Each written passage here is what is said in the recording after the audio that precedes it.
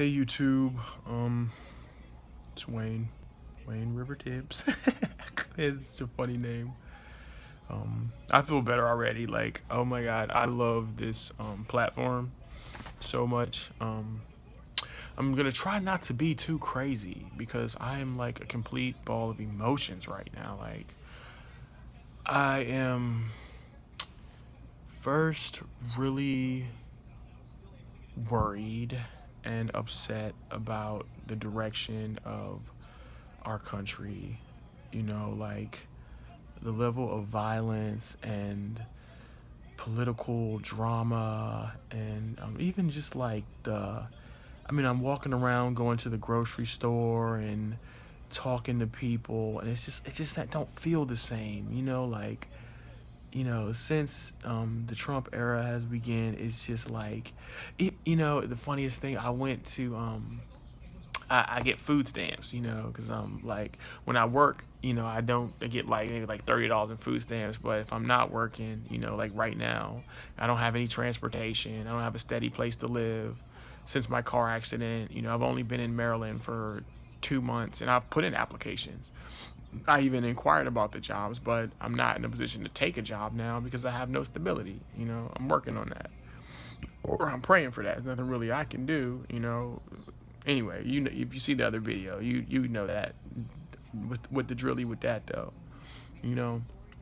But I was at the social service office, and it was like people were like dressed in like black and gray.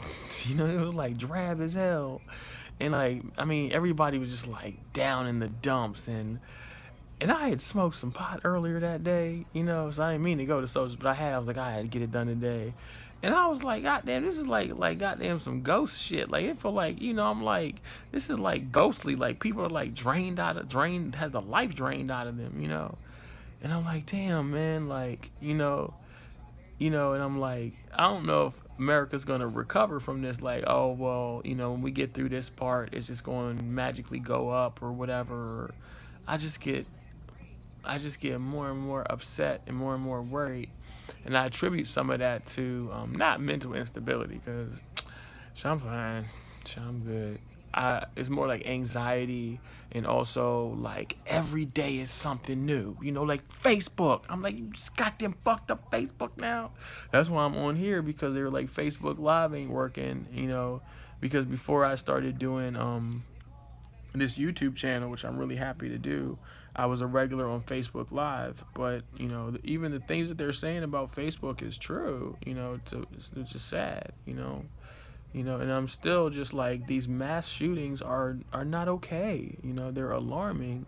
And with the NRA, mass shootings, all these clashes in the street, the border conflict, I'm like, I'm not here for this. Barack Obama has been out of office for literally 24 hours now. And I'm like, what type of foolishness, I'm really like generally quite alarmed, you know? And it's difficult. It's difficult because I find myself constantly alone, you know? I don't know if any of you, I don't have any fans, but if anybody watching this video is at all interested in Googling information on autism, but there's a part of autism called isolation and loneliness, and it's like terrible. It's the worst ever. And I suffer from that quite badly, I would say. I hang out with people. I get out of the house. Uh-oh.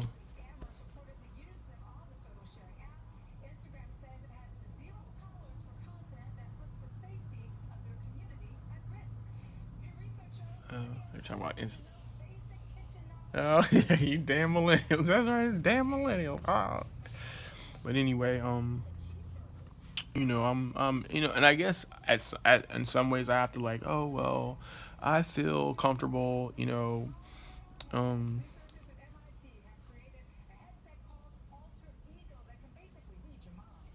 I feel comfortable alone, um, but I should be like, feel safe or feel comfortable alone. You know, I always keep like a stick around by me, like blunt objects and stuff. I even have like a blowtorch. Like this is my blowtorch. You know, because if I spray this and I put fire in front of it, it'll like make a blowtorch. You know, because I'm like, them damn vampires trying to break in my house. Goddamn True Blood or The Walking Dead. Y'all motherfuckers is gonna get burnt up. Okay, so I don't believe in like guns and shit. You know, but I'm like, that's you know, like, you know, I'm like, shit, you know, I'm watching the news. I mean, I'm watching it. That's not half as crazy as what was on that Walking Dead marathon. And that's like, even though it was entertainment, that was real life, though. You know, it's not like an animated movie or anything. They were really like portraying those, you know, violent, you know, it wasn't like Resident Evil, the video game. It was like, no, this is like really, you know, like a thing or whatever. And I was like, oh, it sucks, you know? So I don't per se enjoy being alone because I I don't know how I identify, to be completely honest. I don't know how I identify, honestly. I don't like using the term transgender to define myself because I, you know, like don't take hormones or like, you know, want to go through the whole thing of, you know, the process that transgender women and men go through as far as, you know, surgeries and things like that.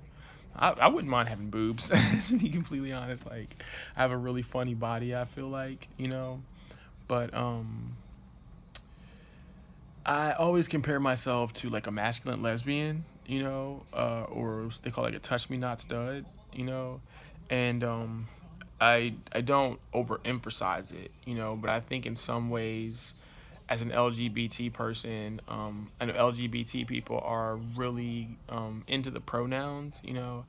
Me, not so much, you know. Like I would respect that if somebody, you know, had communicated that to me that their pronoun is, but for me, it's more of how I identify, you know, and I identify with, you know, like you identify as a trans member of the community, gay male, a bisexual, and bisexuality is very healthy, you know, a lesbian, you know, and then even among gay men, they're like, you know, like, you know, you go more to the gym or you're a butch queen, which is, you know, like voguing or like, hey girl, you know, but you're still, you know, kind of, you know, masculine but sassy, or like a drag queen. You know, there's different identities within the gay male identity. You know, I tend to identify more, like I said, with a masculine lesbian. You know, as a, you know, who I am, how I am, and it's a hard truth to kind of convey to people, or like even like dating, you know, like guys, because I'm like, you see, I'm like butch, you know, but like I'm like, no, I'm a girl. Like, you know, like I want to be your girlfriend,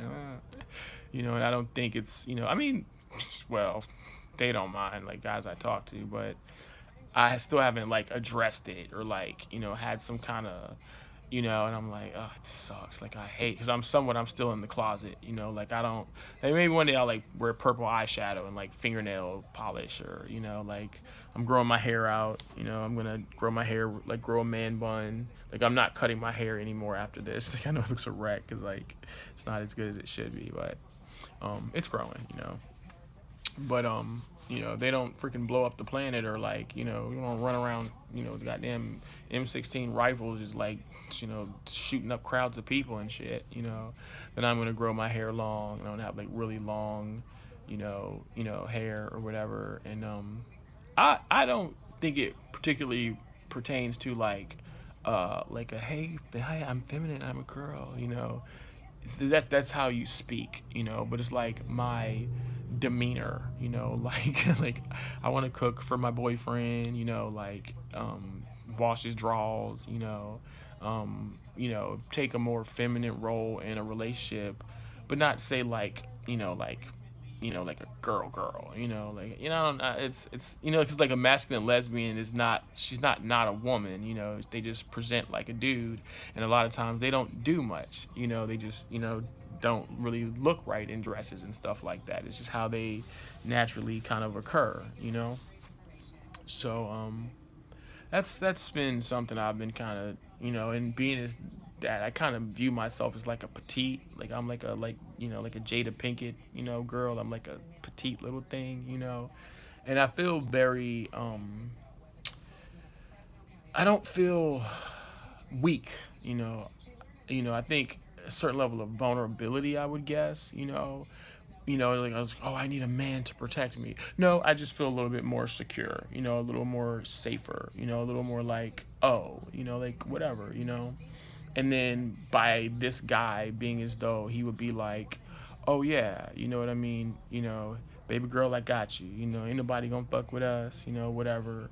And I think that's something that I've been missing in my life in a lot of ways, but it's not something that is um it's a I want to be like, okay, this is understood, this is, like, oh, you got it, not like, oh baby, you gonna protect me, like, nah, I got you, so I don't know how to, address those feelings, along with like feeling abandoned, isolation, oh, depression. They're talking about Mariah Carey.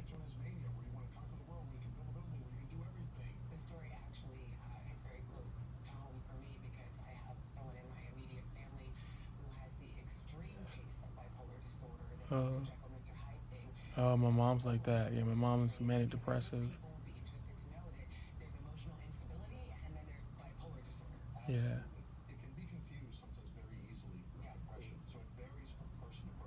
Well, anyway, my mom's manic depressive. Like, she's really like super super sad or super super angry, really really active and excitable, or really really, even like at night she's like, oh, I gotta go to bed at 9, I can't do anything. And hey Paco, let's go. And I'm like, so it's like these extremes, it's really difficult.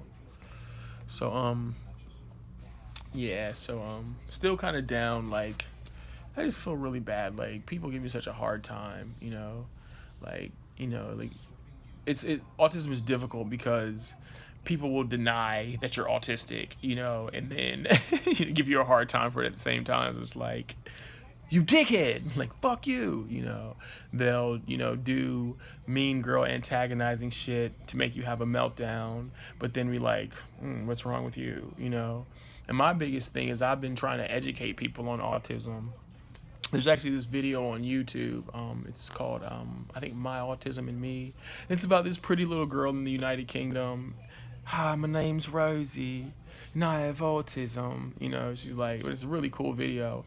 I've sent this video to like a million people, and no one's ever like made a comment like, oh yeah, hey, because the part that really speaks to me is there's this guy named Tony, and Tony's this kid with autism in the United Kingdom, and his sister goes, my brother's name is Tony, and Tony loves Warhammer. If I move even one of his pieces or parts of Warhammer, Tony will completely lose his flipping mind.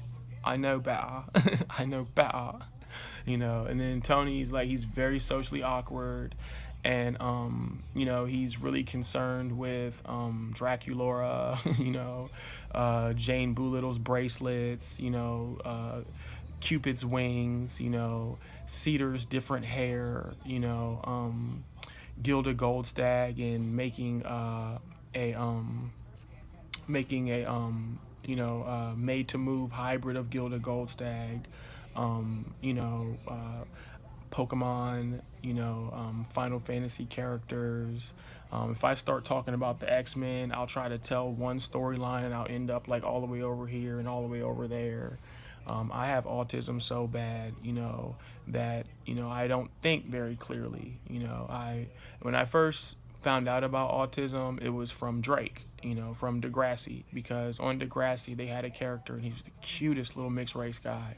Oh my God, he's such a cute little thing. Well, he's grown now, so he's like a grown man now. And if you out there, holla, He's like this, cinnamon colored guy. His name was Connor. Cinnamon. He was after Drake left, So in fact, he would be old now because Drake was on the show 1 or 2 seasons before Connor, so he would be like 2 years younger than Drake, But back when it came on, he was, I was like, oh, look at the little baby. Connor had Asperger's syndrome, and I had started watching Degrassi because my cousin liked it. She'd be like, boy, this Degrassi, because I didn't know about Degrassi. It's like, like Dawson's Creek or something from my generation. But I would hang out with my cousin. Me and her would always hang out. Like, we just sit together, and she's very quiet. She'll come find me sometimes and just sit in my room, play music. We were really close. But so but after they moved out, I still watched Degrassi, because Drake was named what was his name on the show? I can't remember. He was in a wheelchair. And they had a gay guy named Marcos, and Skinner, and then there was the girl, the slightly gothic girl who used to cut herself, and Paige. I was a big Degrassi. Marco was my favorite. Like Marco was like, oh my God, that's me. His name's Adamo Rigorero.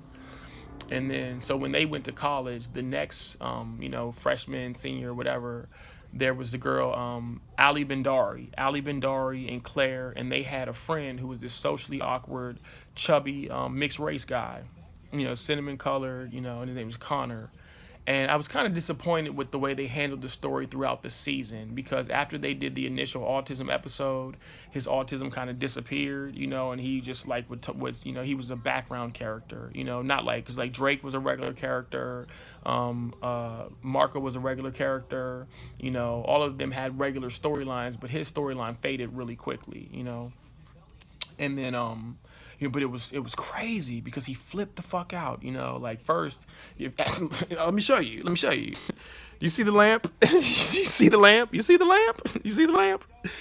The first part of the story was that he had to put a something over the screen of the television, of the computer, so that he could focus, and they were like, he can't focus without the right lighting, even just on a computer screen. And then he wears the same clothes every day, and he's very easily shaken, and incredibly, and he's in the advanced classes, but his only friends are Claire and Ali Bendari. He didn't associate with the rest of them, and she's a little bit bookish, but she still has like average interactions, and then Ali was like a little bit more of a sassy. She was moving towards mean girl, and she was a little sassy. She was a little sassy Indian thing, a little sassy, Sri Lankan girl, and she was a mess. I love Ali Bendari. Her storyline got messy. But anyway, so the thing that they really did was they showcased him having a meltdown. He had like two major meltdowns, and one of them got him suspended from school, where the girl did something mean to him. Ali Bendari took his pencil, and he was like, "Give me back my pencil. Why are you being a jerk?" And she was like, "Whatever, freak." And she broke his pencil. She was like, "Ah, what's wrong with you?" And he pushed her down on the ground and ran out of the room screaming. Hi. I was like, oh my God, why does that remind me of myself? And I sat there and watched the whole episode, and by the end I was just crying. I was like, bitch. I was like crying my goddamn eyes out. So then that's when I started my like autism journey. And for the next this was like in 2011, 2012. So for the next like year and 6 months, every time I would have some type of upsetting experience or anything, or quote mental health, I would write it down in a notebook. It's not this one. This is my second one, but it was one just like this. This one's actually not. But I had everything written down like like a mental health log or whatever. And I was like, all of my mental health, situations seem to be like seem to be a situation, not like a psychosis or a crazy this or crazy that. I'm like, no, I, had a meltdown here. I was upset. Started crying in the mall. It was like I was confused. I didn't know I had sensory issues, and then like. All the things that are, and I was like, well, I don't have autism because I don't talk like a robot. I don't talk like a robot. I was like, but I've always been different. That's the worst part about me. People have always like, claimed, oh, he's a little different. He's a little special. But, for some reason, people don't like autism. It's like a fucking unicorn, or like a leprechaun or something, but what it actually is it's sickle cell anemia, what I mean. It's diabetes, what I mean. It's it's Crohn's disease. It's that Crohn's disease. Because you've never heard about Crohn's disease, look up Crohn's disease. Crohn's disease fucking sucks, who's this guy that has Crohn's disease, the really cute guy that I like, the tall from Roll Bounce. This is a guy from Roll Bounce. That he's like, you got nappy hair to be so goddamn light skinned. Ricky Gonzalez, he's got Crohn's disease, but I learned what Crohn's disease fucking sucks, man. That's autism, because it's a regular health condition like diabetes where it requires some type of regular maintenance. But if you have a hard time with your health, you're probably going to have a really hard time, or like a diabetic or sickle cell anemia. You're born with it. It affects the quality of your life. I consider myself a functionally disabled person. I'm deaf, but I can hear with the hearing aid. Therefore, I probably wouldn't make the best cashier. I can see, but I'm so blind that I can't drive. I'm legally blind. I'm functionally disabled, because I've worked a long, hard way to get as good as I am now, but even, today I'm like having a fit because I have I'm like, just trying to, and he's ignoring me. You know what I mean? Like he's been doing it for a long time. Like I'm so glad I got out of Minnesota. Like it seems like a lot of people in Minnesota really have like, I hate to be rude, but like personality problems. Like here where I'm from, people are a little like fabulous with social media and stuff, and they're like, social media is a big thing, and everybody doesn't respond to this or that, but it's kind of different. Like out there, like people and the guys in Minnesota, especially the mixed race guys, they have personality problems. I was like, boo, what's going on with you? What's good?